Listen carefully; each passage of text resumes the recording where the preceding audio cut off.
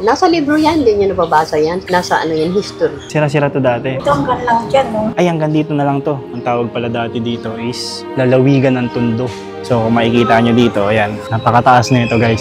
Ang Antipolo ay matatagpuan sa lalawigan ng Rizal at may lawak na mabigit kumulang 306.10 kilometers, dahilan kung bakit ito ang pinakamalaking lungsod sa lalawigan ng Rizal. At sa Antipolo rin matatagpuan ang payapang sitio ng Old Boso-Boso, isang lugar na puno ng kasaysayan, kultura at likas na kagandahan. Ayon kay Father Rene Havillana, isang kilalang archivist, ang salitang Boso-Boso ay tumutukoy sa bukal. Ang pangalan ay nagsasalamin sa yaman ng kalikasan na bumabalot sa lugar ng bukal at batis na nagsisilbing mahalagang pinagkukunan ng tubig para sa mga unang nanirahan dito. Ang kalikasan ito ay naging saksi rin sa pag-usbong ng pananampalataya sa lugar. Bukod sa likas na ganda, kilala rin ang Boso-Boso bilang tahanan ng pinakamatandang simbahan sa Antipolo. Ito ang Nuestra Señora de la Anunciata Parish Church o mas kilala bilang Boso-Boso Church. Itinatag ito ng mga Pransiskano noong 1669 bilang isang mission church at ang kanilang layunin ay abutin ang mga katutubong dumagat ng Lanatin at Dinotan at ipakilala sa kanila ang Kristyanismo. Dumaan din ang simbahan sa maraming pagsubok noong 1880. Isang malakas na lindol ang sumira sa malaking bahagi ng istruktura at ilang dekadang lumipas at lalo pa itong napinsala noong ikalawang digmaang pandaigdig na ang mga tao rito ay lumikas at iniwan ng lugar. Sa loob ng mahabang panahon, ang mga guho ng Boso-Boso Church ay nanatiling tahimik na saksi sa lumipas na kasaysayan. At sa lugar din ng Old Boso-Boso ay naganap ang isang malagim na kabanata ng kasaysayan noong ikalawang digmaang pandaigdig. Dito daang sandalong Hapon ang pinagpapatay matapos masukol at salakay ng mga gerilya at mga lokal na mandirigma na tumutol sa pananakop. Ang mga labi ng mga sundalong ito ay hindi na naiuwi sa kanilang bayan. Bagkus ay nililibing ito sa isang malawak na hukay sa likuran ng paaralan ng Boso-Boso na ngayon ay Boso-Boso Elementary School. Ang libingang ito ay tinatawag ng mga residente bilang Bolang Kristal. Ayon sa mga matatanda, ang lugar ay nakilala sa pangalang iyon dahil sa hugis ng burol at sa kakaibang anyo ng lupang nagmistulang isang malaking kristal na nakabaon sa kabundukan. Kaya tara, samahan niyo ako sa isang masayang paglalakbay at pagtuklas papuntang Antipolo, the largest city of Rizal.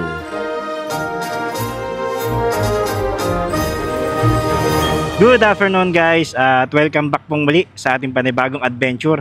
At nandito tayo ngayon sa Shell Boso-Boso dito sa Antipolo at dito mag-uumpisa yung ating adventure. Meron po tayo pupuntahan dito na isang historically na simbahan. Ito ay talagang pinakamatagal na simbahan dito sa Antipolo, no?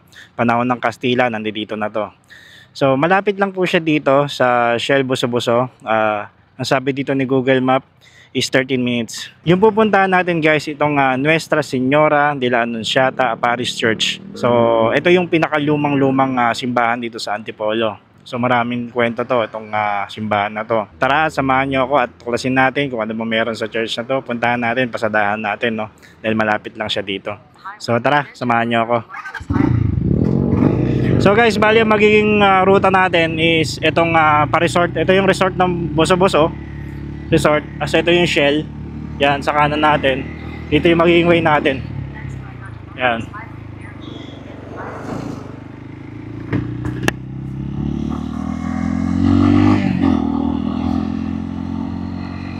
Time check tayo guys, 3:23 ng hapon. At pasadaan lang natin tong magandang simbahan na to na puno ng istorya. Tingnan natin kung ano ba yung maaabutan natin doon sa simbahan na yun, no?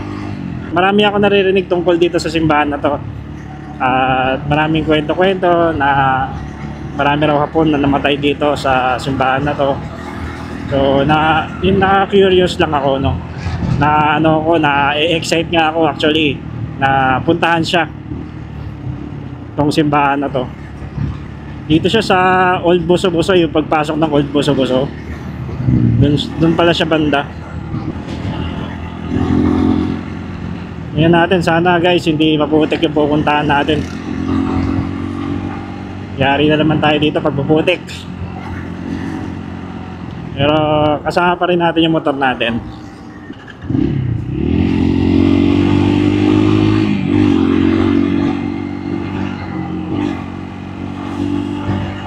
Sa looban pala siya guys, oh. Sa loob siya ng mismong Old Boso-Boso.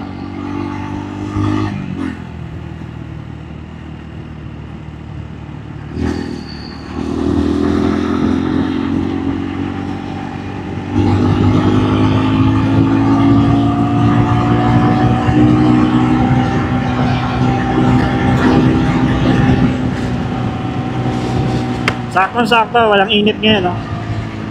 Wala namang araw. Pasadaan natin itong napakagandang simbahan na to. Ito po ay pinakamatagal na simbahan dito po sa Antipolo. At maraming hindi nakakaalam na meron pala dito simbahan. Ang pagkakagawa dito is parang doon sa Poway Church. Ganun yung ano niya, yung mga bato niya na parang yan sa pader, ganun. Hindi ko lang alam guys kung makakapasok tayo dun sa loob kasi ngayon is Monday. Subukan natin, pasadaan natin kung makakapasok tayo, kung bukas ba siya. Wow, taas ang bundok ko. I've been working so hard to get you out my head, but I can't stop my thinking of the words that you have said. You told me that you loved me, how could I forget? Now it's spinning around inside my head. So I hope. So ito yun guys, yung merong welcome Old Boso-Boso Barangay San Jose. Dito pala siya pagpasok.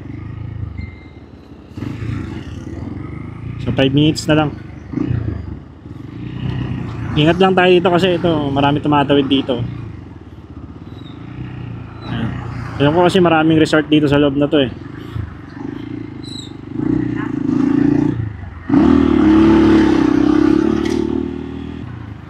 First time ko makakapunta dito sa ano na to, sa simbahan na to.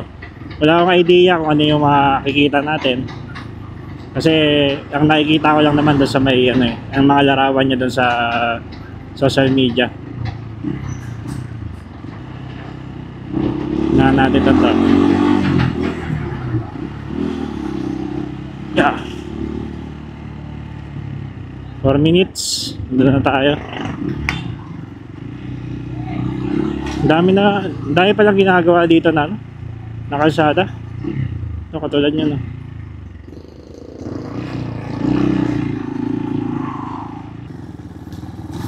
So guys, napansin ko nga pala dito sa right side natin is merong mahabang river. Ayun yung nakalagay dito ng ano, Boso-Boso River. 2 minutes, nandun na tayo. Halos ano na rin pala dito, fully developed na rin pala dito guys. Yung mga bahay, yung road condition, okay na rin. May mga ilan na mga ginagawa katulad nito. Construction ng ano, ng mga Manila Water, mga tubig. Siguro dati walang ano dito, wala pang Manila Water dito. Mga bukal lang siguro. Pero ngayon meron na. May ongoing na construction na dito ng ano, ng Manila Water. So okay 'yun. Mas malinis na pala ang tubig dito.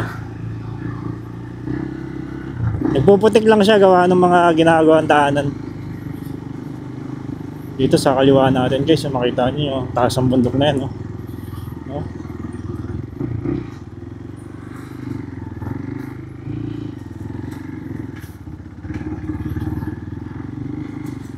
Naandaan lang para di tayo matalsikan. Meron tayo ditong way pa kanan. Yung way na pa kanan na yan, dyan natin makikita yung elementary school, Boso-Boso Elementary School. Mamaya babalik tayo dyan. Pero unahin muna natin tong ano, unahin muna natin tong simbahan. Pasadahan muna natin tong simbahan. I think maraming mga resorts dito kasi nakita ko maraming nakapaskil dito ng mga ano, mga resorts. Mga loob-loob siguro. Ang haba ng ano, puro mga establishment oh. Tanong tayo dito. Kuya, magtatanong lang, saan po yung simbahan dito? Ng Nuestra Señora? Sir, yung puno na yan na malaki, nandun konti. Sa kaliwa. Sige po, salamat. Salamat sir. So guys, nandito na, malapit na tayo. Ayun lang, sa may puno raw na yan na malaki, na mataas.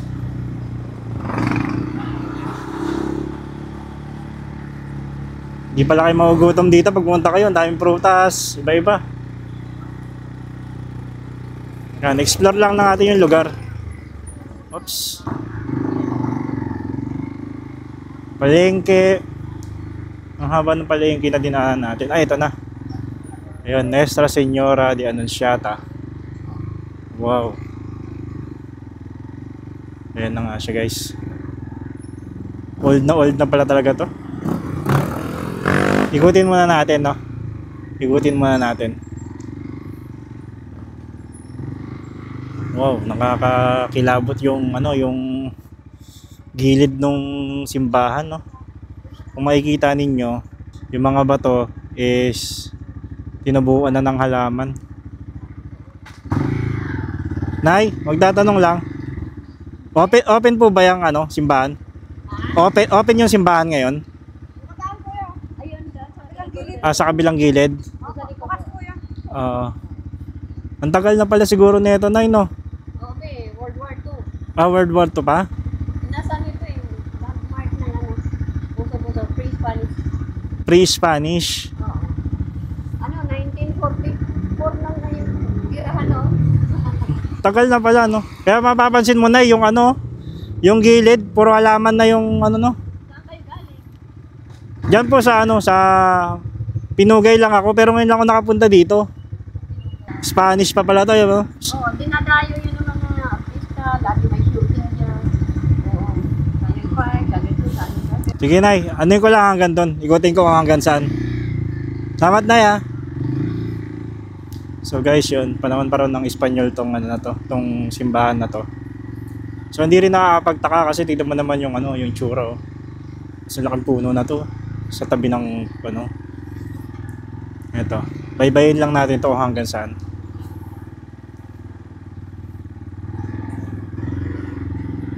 Dito sa tabi niya, marami na rin kabahayan, eh, oh.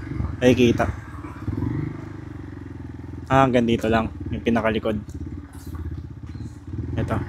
Balik na tayo. Iikot tayo. Nakakamangha lang kasi dito lang malapit sa Maynila may ganito. Huh? So doon tayo sa may harapan. Punta tayo doon sa may harapan.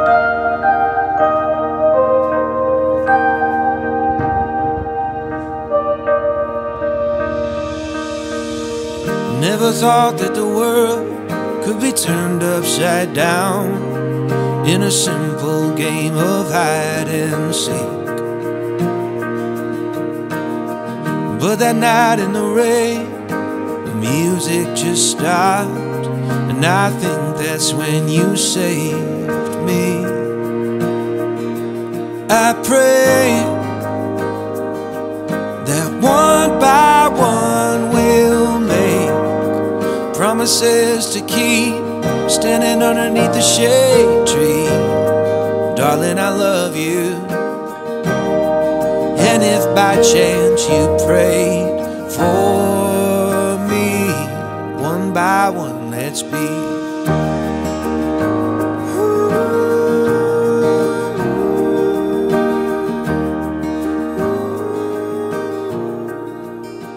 So ayan guys, yan na yung labas ng simbahan. Matatanaw natin yun. Dito natin tayo nagpark, dito tayo nagpark kay nanay, oh. Shoutout sa'yo, Nay. Matagal ka na dito? Ano, ang ate ko matagal na yun. Matagal mo? 77. 1977. Yung gumawa na itong simbahan na yan, mga ano, katutubo yan, gumawa niyan. Oo. Ang mga katutubo, Mga sinauna pang... mga nakatira dito. Nasa libro yan, hindi nyo nababasa yan. Sa bagay, wala na siguro sa libro. Kami noon, may book kami, nasa ano yan, history. Nasa history itong Old Boso-Boso Church na to. Landmark yan. Pero wala gano'ng kasing istorya dito sa ano eh. Yung nag-ano ko eh. Bibira eh. Ang lagi na iso yung church nang doon sa taas. Dalawa yun, yung antipolo doon sa kabila. Ay, yung sa may cathedral mismo. Oo. Pero ito kasi talaga yung pinaka lumang-luma eh, no? Tulad mga kahoy na yan, no? Inuka, yan o. Sana eh. Yan o. Ay, oo nga, no? Yung puno, no? Dati yan sa puno kasi may gold yan. Ay, may gold. Oo, inuka yan sa pinakapuno-puno. Kaya tinan mo, bakbak ba yung kahoy. Ay, oo nga. Oh, may binaon diyang gold. Pero nag-shooting dyan yung... Sabagay, wala ka pa siguro. May shooting dito 1980. Itong ano na yan, itong may uka na yan. Oo. Dati sa punong-puno. Ibig sabihin, merong ano yan, Mayroon nag-hukay dyan. merong naghukay dyan, tapos dyan nilagay yung gold. Sa puno talaga. Nakuha nila kasi may shooting dati dyan yung... Sabagay, wala ka pa yung... Ang unang pelikula dito na foreign film, Vietnam War. Vietnam War. Oo. Dalaga pa ako nun. Anong likod niyan, Nay? May gold pa rin. Ah, may gold? Hindi lang pumayag yung unang pari na kaano doon, payag. Kasi hindi na pinayagan eh, masisira. Masisira yung simbahan. Oo. Sige Nay, pasukin ko muna Nay ano. O sige, iho. Thank you Nay Andiyan muna yung motor. O sige. So guys, ayun, nakausap natin si Nanay. Marami siyang kinuwento dito tungkol sa church ng Nuestra Señora. So ito yung labas niya. Nakikita natin. Nuestra Señora de la Anunciata Parish. Ito yung pinaka-entrance niya. Napakatahimik dito. Sa tapat na ito, yun, may court. Tahimik ang buhay dito. Yan, pasukin natin. Wow, grabe. Guys, para ako naglalakad sa unang panahon. Ayan o. Makikita nyo dito, ang tataas ng mga puno.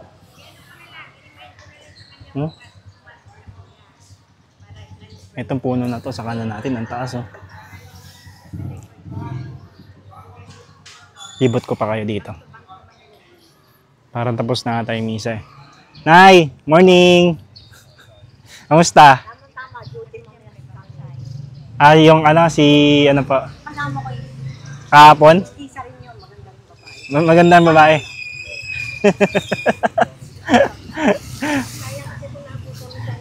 So guys, nandito na tayo sa mismong loob ng simbahan, no. So kung makikita nyo dito, ayan. Ayan. Napakataas na ito, guys. Tapos luma na, makikita natin doon yung mga halaman tumutubo na doon sa mismong tower. Kung makikita ninyo to ng personal, guys, is ang itsura niya is para siyang pinaliit na Paway Church. Pero I think siguro kasing tanda rin to ng Paway Church. Ayan. Tapos eto, napakatangkad nitong puno na to. May istorya rin pala tong puno na to. Kasi diyan daw sabi nung nakausap natin ngayon na si Nanay, sa ilalim daw niyan is meron daw gold na nakuha noong unang panahon. Yan. So puntahan natin, no. Silipin natin yung pinakagilid. Dito man tayo sa gilid.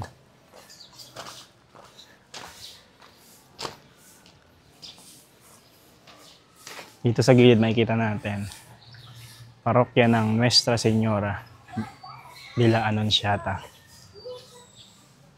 Ito. Wow. Para ako naglalakbay sa unang panahon, guys. Oh. Dito tayo muna. Dito muna tayo sa may harapan. So, papakita ko sa inyo itong harapan. Yung mga ilaw, oh. Kita nyo, ayun yung mga unang panahon na ilaw. Ay, wow. Ayan yung loob ng simbahan. Kakatapos lang daw ng misa. Ito yung sabi dito ng National Historical Commission 2008. Simbahan ng Lumang Boso-Boso. Itinayo ang unang simbahan ng maorganisa ng mga paring Pransiskano, ang mga dumagat. So ito guys, bali itong na pala to, simbahan na to is bali 1600s ito tinayo ng mga katutubong dumagat. Ayun, may nakalagay pa nga dito, no. Ang tawag pala dati dito is lalawigan ng Tondo. Ayun, no. Lalawigan ng Tondo sa kabundukan ng Tanay. 1669. Hanap tayo ng staff dito na pwedeng sa atin, mag-guide paikot. Subukan lang natin, no, since nandito na tayo. Dito meron din silang mga berhen sa labas yan. Ito yung kanilang gilid, oh. Para ako bumabalik talaga sa nakaraan, ah. Pasukin natin dito sa gilid.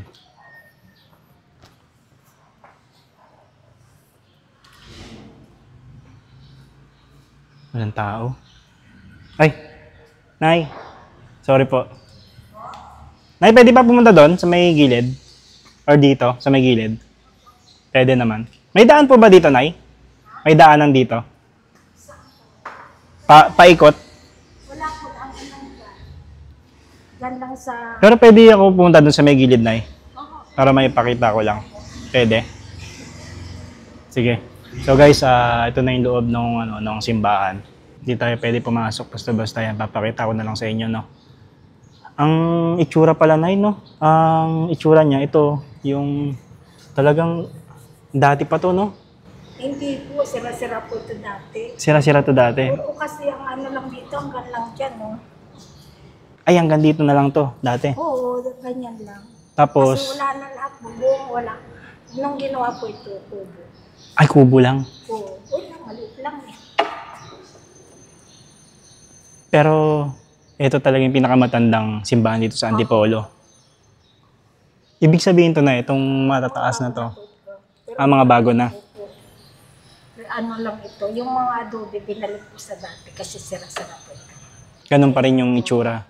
Ibig sabihin, kung ano yung itsura dati, bago nasira, yun pa rin yung binalik nila. Maliit lang po ito dati. Maliit na simbahan. Oh, doon lang sa ano, wala pa ito. Kasi ito sira-sira po ito. Mm-mm. Ano yun na? Yun nandun doon sa may Berhen. Relic po yun. Relic. Opo, Relic. Galing sa Jerusalem. opo. Kasi sabi nila na ano raw to nakalink daw to doon sa Jerusalem. Pag nakalive doon, tapos dito rin, nakaano rin. Saka yung Mama Mary namin dito, nakurunahan ng May 25. May 2025 lang, this year. Wala po. Nasaan po yung Mama Mary? Ayan po. Ay, Resura nila ng Shata. ayan lang po mismo. Opo, yun ang kinurunahan ng May 25. Pwede yung malapitan, Nay. Opo, ayun po. Lapitan natin. Kasi pumasok ano na kayo. So guys, lapitan natin yung yung Berhen. Sabi na nanay, pwede naman daw. Kwadrado pala siya pagdating dito sa dulo. Nuestra Señora de la Anunciata. Ito pala yung Berhen na sinasabi ni nanay. Holy stone relic from the house of the Blessed Virgin Mary in Nazareth. Yan. Ito pala yung relic. Kaysa yan yung relic ko.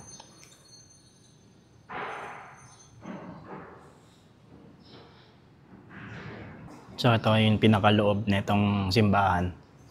Ang taas, oh. Guys, makita ninyo.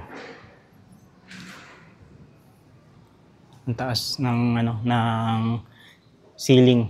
Tapos doon. Yun talaga yung parang dati sa simbahan, oh, yung mga kumakanta diyan sa ibabaw. Yung mga kumakanta. So silipin natin guys yung gilid ng Hi po. Ito yung sa mga pare, oh. Parang confession. Confession to, ma'am. Confession. Okay. Yan. Yung unang panahon kasi, may mga nagko-confess, no? Hanggang ngayon naman. Ito na yung gilid. Pasukin natin, guys. Ito. Iwan ako na kayo ha. Ito. Sige. Sige, Nay. Salamat, Nay, ha. So, guys, ito yung gilid niya. Yan. Kung mapapansin ninyo, ganito rin yung poste doon sa Poway Church. Yan.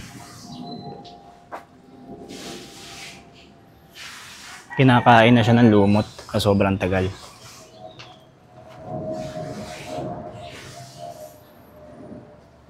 Kung ito, mga to nakakapagsalita lang tong mga poste na to, mga pader na to.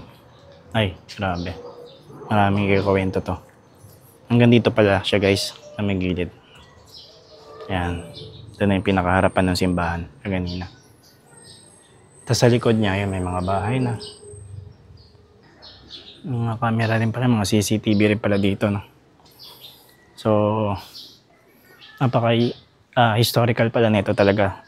Itong itong simbahan na to, no? Mamangha ako kasi ang daming istorya. Yun yung gusto kong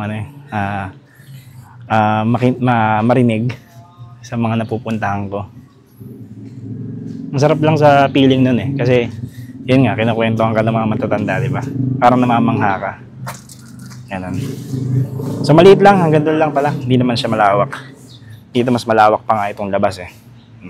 After natin dito, pupunta tayo doon sa may sementeryo naman, no. Sementeryo ng mga Hapon. Doon daw dinala yung mga Hapon na nahukay dito, doon nilibing. Pupuntahan din natin. Tawag nila doon is Bolang Kristal. So hindi ko lang alam kung anong itsura nun. Sa may taas daw yun ng ng pinaka Boso-Boso Elementary School. So silipin lang natin, pasadahan din natin, no. So tara. So guys, yun, tapos na tayo dito sa may simbahan ng Nuestra Señora. Ngayon, pupunta naman tayo doon sa may libingan daw ng mga Hapon dito. Yung pinaglibingan daw ng mga Hapon. Ang sabi nila kasi dito is meron daw pupunta dyan ng mga Hapon taon-taon. Punta natin. Simula doon sa may simbahan ay may mga 5 minutes lang yung ating dadrive-in. So ito, dire-diretsuin lang natin to. Tuturo ko sa inyo. Pabalik naman tayo. Tambukin lang natin dito guys yung pinaka elementary school. So ito na yun. Kakaliwa tayo dito. Yan. Dito tayo kakaliwa. Tapos hindi natin mapapansin yung paakyat doon sa may papunta ng na tinatawag nilang Bolang Kristal. Dito yung mga pinaglagakan nung mismong tawag dito, yung mismong mga Hapon. Wait lang, hanapin natin i-tune lang natin dito. Ito, paakyat na. Dami mga tindahan dito talaga. Ito na yung elementary. Ito. So ito yung magiging landmark ninyo dito, Old Boso-Boso Elementary School. Yan. So dito pagbaba, dito nakikita natin yung banda dito ito na. Hindi nyo mapapansin to guys, dito sa may gilid, yan, tabi nung outpost na yan, ayan yung hagdanan na yan, yan yung packet na yun. Historical yan guys, yung packet na yan, kasama sa history ng mga Hapon yan. So aakyatin natin, hanap lang kung mapaparkingan. Makapag-park na tayo dito sa may outpost. May outpost dito. Tapos ayun yung yung eskwelahan. Diyan yung motor natin. Dito lang siya guys sa may gilid. Hindi natin ito mapapansin Kasi walang nakalagay na signage dito sa packet na to. Pero ito talaga history talaga to. Dito talaga siya dito talaga nilibing yung mga Hapon. Ito packet na to. Yan. Develop na rin pala yung daanan Hindi ko alam kung ilang step to. Paakyat. Saan po yung Bolang Kristal? Ay, ito lang po. Ito na yung pag-akyat. Malapit lang pala simula dun sa sa baba, sa highway. May babantay po diyan. Wala nagbabantay ngayon.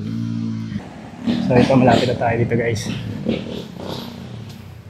Wala tayong makausap Ito pala itsura niya nasira na. Parang nasira na yung itsura niya nasira na yung mismong parang stainless niya. Dito makikita natin yan, merong harang. Talagang nilagyan nila ng mismong siya, anong tawag yan, mismong harang dito, paikot, kwadrado. Ito guys yung pinaglibingan ng mga Hapon dito sa Boso-Boso, yung World War II. Dito talaga maraming namatay na Hapon dito, nanilibing dito mismo. Yan, ang tawag nila dito is Bolang Kristal. Sayang hindi lang siya na-develop napabayaan siya. Yearly raw is meron daw pupunta dito mga may kalapate. Yearly daw is may mga pupunta dito mga Hapon tuwing bago mag-November. So nakalagay dito Boso-Boso. Yan. We pray for the soul to the rest in peace of the Philippines, Japanese, American, and other killed during the Pacific War, Boso-Boso area. Diba? Hindi dito lang siya sa hindi kitang area ng Boso-Boso. Pero ito po ay history sa Pilipinas. Nung Pacific War. Putin natin. Hindi naman siya nakakatakot dito dahil may mga bahay rin. Ayun may mga lapida. Ayun guys. May mga lapida sa gilid na may peace prevail on earth January 1989 yan. Hindi ko lang mailapit Ayan. Yung black na yan. May mga lapida pala. Tapos ang tataas na rin ng mga puno dito. Talagang napabayaan na siya guys, yung yung mismong historical na to. So sana in the future ma-develop siya, no. At kung nagustuhan niyo po yung ating video, don't forget to subscribe and like na rin, and then comment na rin po kayo kung ano yung mga history, no. Kung may alam pa kayong history, comment nyo lang dyan, then babasahin ko yan, then mag-reply ako sa inyo. So umuulan na. So maraming salamat sa lahat ng mga nanood. Kita-kits sa susunod na adventure. Bye-bye. I'm the legs that hold the chair you never see until they disappear, and you fall to the ground. I'm the cold that shields the rain, will keep you dry, you never will complain. You don't need me in the sun, and I can feel that way building every day.